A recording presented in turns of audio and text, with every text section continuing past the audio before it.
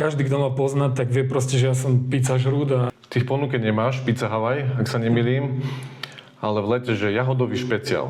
To vážne? boli ľudia, ktorí kričali z ulice na mňa. To a vidíš, tebe chutila.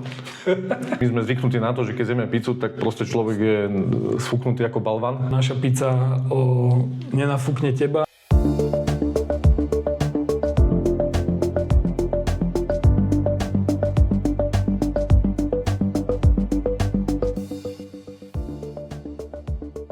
Ahojte, moje meno je Rado a v štúdiu regionálnych novín My dnes vítam bývalého futbalistu a človeka, ktorý peče najlepšiu pizzu v meste. Jerry, ahoj. Ďakujem za pozvanie. Jerry, minulý týždeň, je to 7 dní, si získal prestížne ocenenie. Či by si nám k tomu vedel povedať viac? O čo išlo? Tak zúčastnili sme sa ako pizzeria Gala Večera Goemio, čo je vlastne francúzsky gastronomický bedeker, ktorý už prišiel aj na Slovensko. Bol to druhý ročník a v podstate sa nám dostalo takej pocty, že sme sa asi dostali do toho hľadačíku tých inšpektorov, ktorí ku nám nejak už zavítali a vlastne ohodnotili našu prácu, čo nás veľmi teší a je to super nielen pre nás, ale asi aj pre región, si myslím.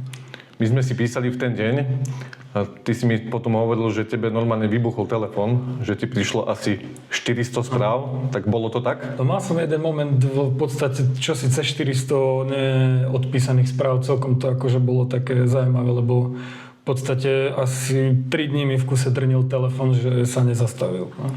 Takže stihol si odpísať každému? Ja si myslím, že asi hej, no ak som zabudol niekomu, tak pardon. Ale myslím, že hej. Mám tu takú podpásovku, bude to citát, idem na to, hej. Variť nevedel, mal iné záľuby.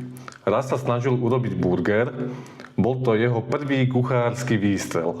Burger mu síce nevyšiel, bol taký biedný, ale vtedy sa asi začala jeho cesta kuchára. Kto toto mohol o tebe povedať? A tak ja si myslím, že to asi brat vyťahol. Ale to je taký celkom hoax, lebo on nebol pri mojom prvom burgeri. Vyťahol to brat, Tomáš, ale bol to ako keby medzi také prvé pokusy? Boli taký, prvý moja vec, čo som varil, bola krupicová kaša, to si pamätám dodnes. Ale burgery to celé tak nejak odštartovali, ale v podstate malo to taký iný rozmer. Sme pozerali polrajcha v telke s kamarátom a že poďme ku mne na chalupu, že ideme robiť burger. Išli sme na nákup a tam bol prvý burger, no. OK, keď sme pri tvojom bratovi, on sa volá Tomáš a on mi spomínal, že tá tvoja prezývka, teda Jerry, že ako to mohlo vzniknúť, že to možno bolo tým, že Tomáš bol futbalista, volali ho Tom a ty potom si prišiel na futbal, konečne povieme tvoje pravé meno Juraj Tlelka a teda chalani si to nejako spojili, že Tom a Jerry. Je to tak, alebo to vzniklo inak? Ja to úplne neviem tak nejak zadatovať celé, lebo aj keď sme boli deti, tak tie staré susedy Tom a Jerry si robili srandu a tak a ono vlastne to nejak tak postupom časov, neviem, sa to tak nejak pritrafilo, určite to ma vahuje na tom, že brat je Tomáš. Ale úplne akože keby mám dať, ja neviem, presnú definíciu, tak neviem ani ja sám. Nevieš, že? Ako to vzniklo? Akože úplne sa to tak nejak zviezlo. OK, ale teda Jerry pred pár rokmi zamieril za prácou do Švajčiarska. Kvôli čomu? Ja si ťa pamätám na plavárni, že si pracoval. No, tak kvôli čomu ono to bolo také nejaké, nie že vyústenie alebo niečo, ale bola taká situácia, že priateľkým brat vlastne nám vybavil prácu. A bolo to také, že ideme tam, môj pôvodný plán bol, že pôjdem tam, teda zarobím si na auto, kúpim si auto, vrátim sa domov a že život pôjde ďalej, že budem hrať futbal, možno sa vrátim na plaváreň, možno nie a nejak tak sa to tam zvrtlo celé, že ak sme odchádzali posledný deň, šéfka sa pýtala, či prídeme aj na budúci rok a nejak už sa to tak viezlo. V podstate, keď sme prišli domov, tak ešte ten futbal som vždy hrával. Vlastne medzi tým, ako som bol na Slovensku, tak vždy som hral, ale potom už nejak sa to stalo, že sme už tam boli aj celý rok a už nejak ten šport išiel bokom a tak nejak ako, no, nebola to nejaká vízia tam ísť, ostať, alebo proste sa to tak nejak udialo. Ty si do Švajčiarska nešiel s tým, že by si už vedel piesť neapolskú pizzu, že by si bol proste špecialista, boli to tvoje úplné začiatky. Keď sme spolu robili rozhovor pred 4 rokmi, Ty si mi spomínal, že si tam išiel umývať hrnce riad, je to tak? No ja som tam išiel v podstate akože na pozíciu pomocnej sily a to v podstate si taký, že treba niečo urobiť, tak na teba zavolajú, však ako ja som mal víziu, že tam budem umývať hrnce celý deň od rána do večera, nakoniec to bolo také, že som dostal úplný výcvik, keď som mal všetko hotové, šiel som kosiť záhradu, malovať pračovňu, že proste bolo to celkom také divoké, no a postupom času nejak, keď človek otvorí tie oči, tak pričuchne aj k tým ostatným veciam a už potom, keď si zrazu všimol šéf kuchár, že aha, vie spraviť toto, vie toto, tak už nejak ma tak ukoloval, no a v podstate sa to tak nejak postupom tých rokov celé posúvalo. Už keď človek chce, že ho to baví, čo bol môj prípad, že chcel som vlastne tam už aj niečo sa naučiť, keď som bol, tak malo to takú tú postupnosť, že sa človek naučil, no. Umývať riad, nemali umývačku? Mali sme umývačku, lenže v umývačke sa umývali príbory, poháre a také šálky a takéto hlúposti, no a tie veľké hrnce a všetko možné fritézy, neviem čo, tak proste musíš ručne, no. Bol to pekný príbeh z umývača riadu, alebo teda z pomocnej sily v kuchyni sa stal šéf kuchár. No, Ako sa to udialo? ono to bolo v podstate také, že náš šéf kuchár mal mozgovú príhodu.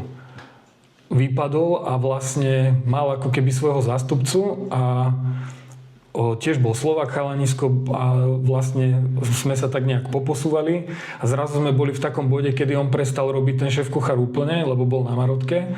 A vlastne sme boli v nejakej takej rovnej pozícii toho, že sme mali na starosti obidva tú kuchyňu. No a jedného dňa si ma šéfka tak zavolala, že ona by to chcela už mať v nejakej takej rovine, že to slovo koncové tam bude mať jeden človek, lenže ja som to v podstate svojím spôsobom odmietol kvôli tomu, že ten chalán tam bol dlhšie ako ja, veľa ma naučil a mne to bolo trošku také ako keby nie je príjemné, že by som zrazu bol ja ten, kto by mal stať nad ním, lebo veľa mi pomohol, veľa ma naučil, tá jazyková bariéra na začiatku bola silná, že pre mňa to bolo komplikované a nevedel som si predstaviť, že by sme mali byť zrazu v nejakej otočenej pozícii, tak ja som jej povedal, že to tak nejak asi nechcem a že mi to vyhovuje tak, ako to je. Takže to ostalo vlastne také, že sme mali v podstate na starosti tú kuchyňu my dvaja a riešili sme v podstate všetko, však my sme vychádzali, dobre organizovali všetko, čo bolo treba, že aj vlastne mimo tej práce sme sa stále stýkali jedno s druhým, takže to bolo to pre mňa proste blbé, ako keby z tej takej hierarchie. Uh-huh. Domov, do Čace si sa vrátil pred 4 rokmi. Väčšina ľudí dnes hovorí, že stále, že poďme preč do zahraničia, že tu v Čadci alebo na Slovensku nie je nič dobré, všetci utekajú preč. Ty si sa vrátil kvôli čomu? No akože moja vízia bola taká, že keď si to celé nejak tak kompletne zhrniem, v podstate ja už v tom hoteli, kde sme pracovali, ja som sa nemal nejak kam posunúť ďalej. A už tam nebola ani taká nejaká extra taká motivácia, lebo keď už človek nemá kde rásť, tak je asi lepšie sa pobrať niekam inám. A chcel som sa vrátiť domov a chcel som si v podstate, tá vízia nebola úplne, že otvoriť si niečo vlastné najprv, ale hrával som futbal a teraz vlastne zrazu som sa ocitol v tej kuchyni a rozmýšľal som nad tým, že čo bude ďalej. A keď som si uvedomil to, že sa mám vrátiť domov na Slovensko, tak úplne som nebol stotožnený s tým, že by som sa mal zamestnať niekde tu v Čaci, lebo chcel som ostať v tom gastre, ale vedel som, že keď budem chcieť robiť niečo, čo ma baví, budem musieť odísť z Čace. A tamto vlastne vznikol taký ten prvý popud toho, že by som si otvoril niečo vlastné. Každý, kto ma pozná, tak vie proste, že ja som pizza žrút a ja som si vedel v Taliansku dať pizzu na obed, na večeru a ešte mi bolo málo, zabalil som si ju domov. A ono v podstate, ja som nejak, to Taliansko mi bolo blízke, my sme robili pri tých talianských hraniciach, bolo to za rohom, trávili sme tam veľa času. A tým, že som mal tú pizzu rád, tak som si kúpil takú malú piecku, aj keď pred ňou som mal ešte taký svoj vynález. A vlastne ja som stále piekol tie pizze, stále som skúšal a ma to stále bavilo, lebo ma fascinovalo to, kam sa dá až zajsť vlastne s tým cestom. A ďalšia vec je to, že proste tá pizza je aj svojím spôsobom kreatívna vec, lebo dá sa proste vymyslieť hocičo. Takže to bol ten popud sa vrátiť vlastne na Slovensko a skúsiť priniesť ľuďom vlastne niečo, čo tu nie je, niečo, čo je autentické, zaujímavé a v podstate im dať niečo nové. No. Prešli 4 roky, ten príbeh pokračoval. Dnes máš významné ocenenie, ľudia si tú pizzu obľúbili. Skús mi povedať, že v čom je tá pizza špeciálna? Minimálne teda ja o tom viem a spomínajú to moji kamaráti, kolegovia, že je to pizza, ktorú zješ na obed, tak proste nemáš potom celý deň plné brucho, ale prejdú 2 hodinky a človek ako keby bol fit. My sme zvyknutí na to, že keď zjeme pizzu, tak proste človek je sfúknutý ako balvan, keď to tak poviem ľudovo. Že v čom to je, že v čom je to cesto iné, že je tak ľahko stráviteľné za mňa. Tak ono v podstate, jeden z tých základných rozdielov tej neapolskej pizze je v podstate fermentácia cesta a tým, že to cesto fermentuje dlhú dobu pri kontrolovanej teplote, že v chlade, v chladničke odleží tam, proste sa to celé akoby tak rozleží a nepoužíva sa tam veľa kvasníc. My používame studený preferment, vlastne keby taký predkvas, on sa to volá puliš, vymysleli to Poliaci, veľa sa to používa vo Francúzsku. A je to o tom, že to cesto oddychuje mimo tvojho tela. A na to, že keď si dáš nejakú tú bežnú pizzu, tá bežná prax je, že ráno prídu do roboty, rýchlo to zamiešajú, nechajú to vykvasiť, je tam tona kvasníc. A ty keď to zješ, tak potom vlastne tebe to kvasí v tom bruchu a preto človek je nafúknutý, je to ťažké. A to je ten hlavný rozdiel, že vlastne tá naša pizza nenafúkne teba, nafúkne sa to cesto v tej chladničke a potom sa to jednoduchšie trávi. A ďalšia vec sú aj vlastne tie suroviny, ktoré používame, že sú fakt kvalitné, dávame si na to pozor, vyberáme to v kuse, zháňame nových dodávateľov, pozeráme, že čo môžeme zohnať kvalitnejšie a snažíme sa to držať úplne v takej inej rovine, ako je tu bežné u nás. No. My keď sme otvárali, tak tí dodávateľia, akože je ich tu na Slovensku zopár fakt takých silných hráčov, ktorí vedia sprostredkovať tie suroviny v dobrej kvalite, čerstvé, že proste točia stále to Taliansko týždenne. Potom sú tu aj takí, že sa zjavia takí garážoví predajcovia, ktorí ti ponúkajú aj dobrý produkt, aj za dobrý peniaz, ale v podstate nevedia ťa zásobovať každý týždeň a na tom človek môže aj tak stroskotať, lebo zrazu nemáš to a tiež sa mi tu núkali takí kadejakí, vymýšľali a tak. A tiež kadejakí, ja ti vybavím to lacnejšie, to a to fajné, také máme z Poľska, vozíme, vrem, že ďakujem, nechcem, my proste sme ostali verní tomu produktu, ktorý máme a nejaké tie skratky v tých surovinách ako hľadať nemá zmysel za nás.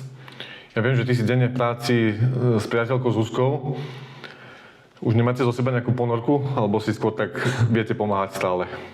Tak my sme spolu boli už v práci aj vo Švajčiarsku a podľa mňa je to všetko o ľuďoch, lebo keď vieš s človekom vychádzať, tak nehľadaš nejaké zámienky, aby si vyvolal nejaký konflikt, ale vždy sa snažíš, aby to v podstate bolo všetko super a nie len doma, ale aj v práci a ja som celkom taká kľudná povaha a myslím, že ona tiež. A ja myslím, že všetko je OK. V tomto čase už je to tak, že máš zabehnutý systém a teda presne vieš s tým cestom, ako s tým pracovať a podobne? Alebo stále sa možno objavujú nejaké také, že novinky alebo okolnosti, dajme tomu, že či je, neviem, leto, zima, alebo že či má to cesto stále svoj nejaký proces, ktorý môžeš nejako vylepšovať alebo nejako doľaďovať? Ono, to cesto v podstate je za každým nejaký ten rukopis tej pizzerie a v podstate nejaký najlepší recept neexistuje a každý ten pizzaiolo má svoj recept, každý to prispôsobuje tým podmienkam, ktoré má. Takisto aj my napríklad tiež to cesto naše prešlo nejakým vývojom, lebo v podstate keď sme otvorili, tak sme používali jednu múku, teraz vlastne naše cesto je zmes 2 múk. A tiež prešlo takým nejakým tým vývojom a je to aj vývojom toho, že v podstate ja nezatváram oči pred tým, čo je a snažím sa vzdelávať, čítam literatúru alebo proste snažím sa vycestovať aj do toho Talianska, vyskúšať niečo, zažiť, opýtať sa, zistiť a stále to nejak posúvať a myslím, akože máme nejaký ten bod, v ktorom sme zastabilizovaní, ako to robíme, aký je ten optimálny kľúč pre to, ako hospodáriť s tým cestom, ako pracovať, ale samozrejme sa snažíme v kuse skúšať niečo nové a ono o tom to je, lebo človek dneska nemôže zaspať na tých vavrinoch, lebo zákazník je proste náročný a keď chce človek držať proste ten krok a byť niečím zaujímavý, tak musí sa posúvať, bez toho to nejde. Ja viem o tebe, že aby sme si my mohli objednať pizzu a teda si ju dať niekedy o 11. o 12. na obed, tak ty denne stávaš ráno o 5. Zároveň, že nie je to práve to cesto, ktoré o 5. začneš miesiť, teda, alebo s tým nejako pracovať. nie je to cesto, ktoré ja potom o tej 11. o 12. môžem zjesť ako keby tú pizzu, ale že ten proces trvá niekoľko dní. Ale tá otázka moja je taká, že viem, že pečeš iba ty. Že či ešte vládzeš. Viem, že robíš od utorka do nedele, vstávaš o 5, pečeš do soboty, pečeš dlho ako keby do večera.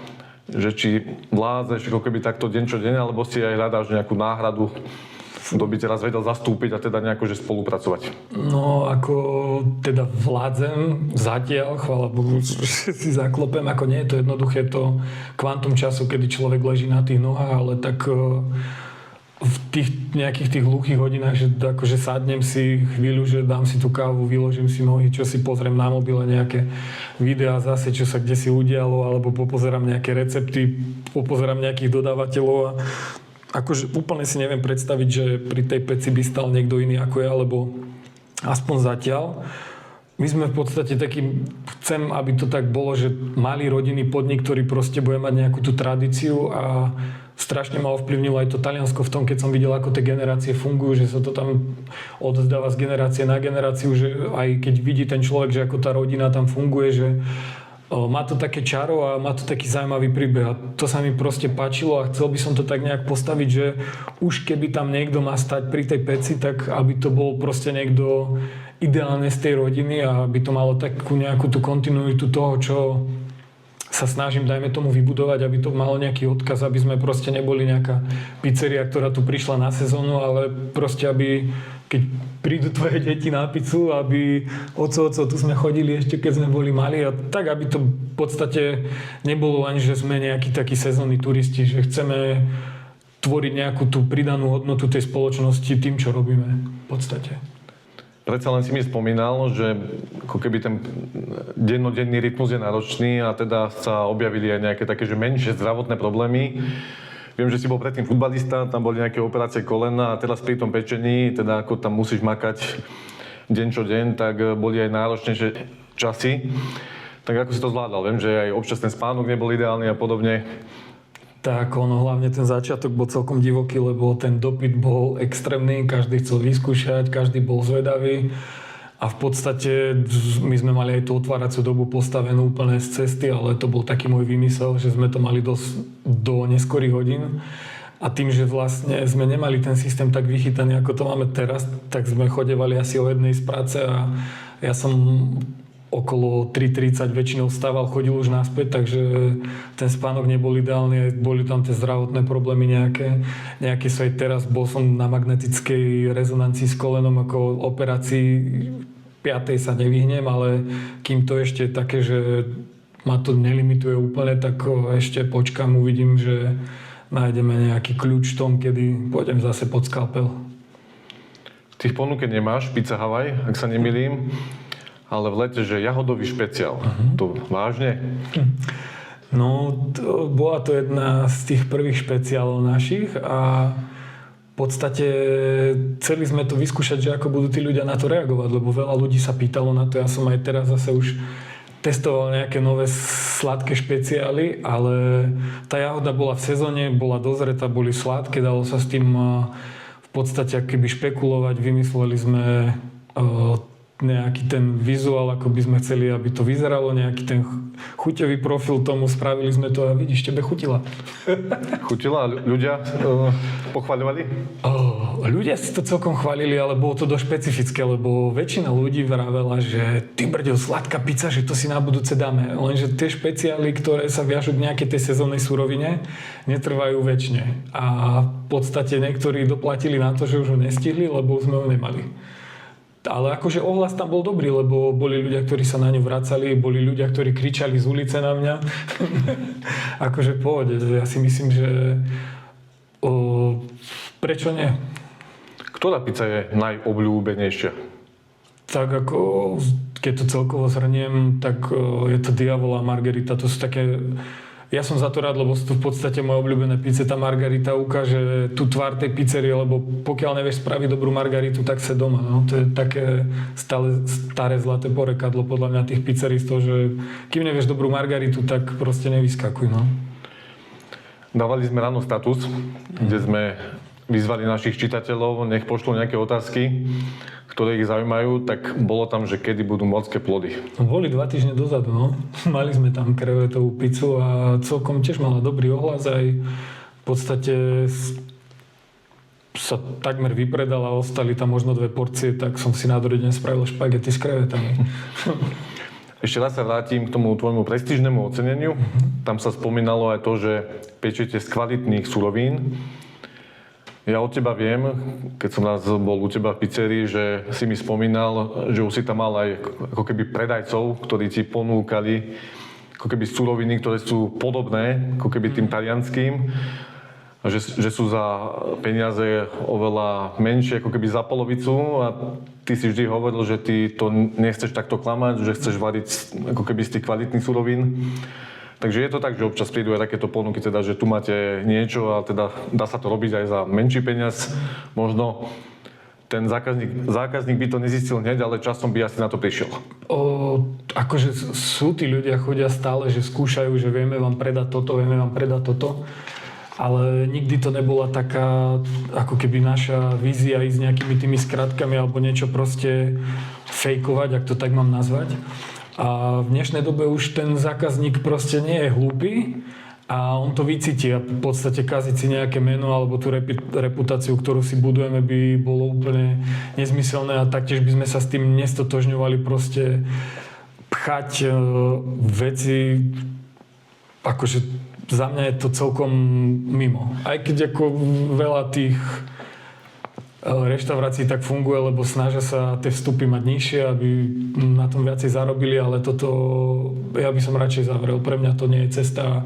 V podstate, keď prídeš ku nám, tak pokiaľ nepečiem, alebo že stojím, že mám čas nejak sa porozprávať, tak ma stále človek vidí a keď chystám si tie suroviny, že mi niečo dojde, tak ich proste vidí. My sme transparentní v tom, že sme otvorení, v podstate však bol si u nás, vieš, ako to vyzerá, človek príde, vidí tú pec, vidí všetko, my nemáme čo skrývať a je to aj také pre toho zákazníka nielenže záživné, že vidí tú pec, ako tá pizza sa pečie, ale že vidí aj to, že ako fungujeme, vidí tam aj tie suroviny, vidí všetko a my máme akože devízu toho, že u nás je všetko otvorené. Mávajú ľudia nejaké špeciálne požiadavky? Alebo také, že divné, alebo také, že sa ti zdá, že koľko sto čo? Toto zase pýtate? Ako nájdu sa také nejaké špekulácie, alebo my sa snažíme tomu zákazníkovi v prvom rade vyhovieť, že keď sa to dá, keď sme toho schopní, aj keď nie všetko sa vždy dá, lebo proste boli tam také zaujímavé objednávky niekedy, aj keď s odstupom času prišlo na to, že to je sranda. Neviem, či sa to úplne, akože, či to tu môžem povedať, radšej nejdem. Ale tiež som hľadal cestu, ako to splniť. A nakoniec sme zistili, že to je vlastne sranda, no. Ale ako vymýšľajú tí ľudia. Napríklad pýtajú dosť často vajíčko a v podstate to vajíčko je tak špecifická vec, že legislatívne nie je jednoduché s tým pracovať, lebo potrebuješ ďalší stôl na vajcia, umývadlo, chladničku a my máme ten priestor malý a my nerobíme nejak tak veci, že úplne nebudem to robiť, lebo viem, že to nemôžem robiť a tým, že nevyhoviem pár ľuďom, tak príde možno o pár zákazníkov, ale nebudem si robiť problémy tým, že tam budem kde si schovávať vajcia. Mám tu na teba ešte jednu podpásovku. Vrátime sa k tvojim študentským časom. Podľa nášho zdroja si počas strednej školy ráno vstal, prešiel okolo paneláku a čakal si, kým tvoji rodičia odídu autom do práce. Potom si sa vrátil do postele a išiel ešte pospať. Je to pravda? No, akože, nešiel som pospať, ale akože je to pravda, no, nestalo sa to raz. Občas. A tak z času na čas, ako to musel byť, ale stalo sa to, nepopieram, jasné, ale to musel byť asi pondelok nejaký, si myslím. Toto by možno tak moja mama vyťahla, neviem, to bol ten zdroj, či brat zas, alebo... To si necháme ako keby v tajnosti. Marek Hlava. Keď spomínaš Mareka Hlavu, tak poďme premostiť k futbalu. Ja viem o tebe, že ty si bol nádený futbalista a paradoxne nevedel som o tebe, že si začínal v bráne, teda Marek Hlava je brankár a ty si začínal ako malý bráne. Je to tak? No, v podstate som začal ako hráč a strávil som tam nejaký ten piatok v v tej bráne, keď po jednom tréningu mi tréner povedal, že nemáme brankára, vieš, si aj vysoký a tak, že potrebovali by sme niekoho, tak na chvíľu som sa tam obchal do tej brány, ale asi to nebolo úplne to, čo som chcel a potom som sa nejak vrátil do tej obrany, no, že tam bolo asi moje miesto. Bolo, lebo však v jednej dobe, ja si pamätám, ty si bol v 11. roka SSFZ, čo je veľký úspech. Mal si na stole ponuku od ŠKV Sereď, kde viem, že si bol aj na skúške. Dolo si potom ešte dal v FK Čadca. No problém boli asi zranenia a operácie kolena, tak? No tak v podstate bola to jedna z tých vecí, ktorá ma zastavila, lebo tie operácie sa potom už zbierali, však práve koleno mám 3-krát operované, ľavé raz. Teraz možno ešte poviem na 4. s tým pravým a asi tie operácie viac menej to tak zastavili, ale potom to zastavil aj nejaký ten život mimo toho futbalu, lebo v podstate tá kariéra by nikdy netrvala väčšine, žiadnu som ani nemal reálne, ale tak asi to tak malo byť. Všetko sa deje pre niečo.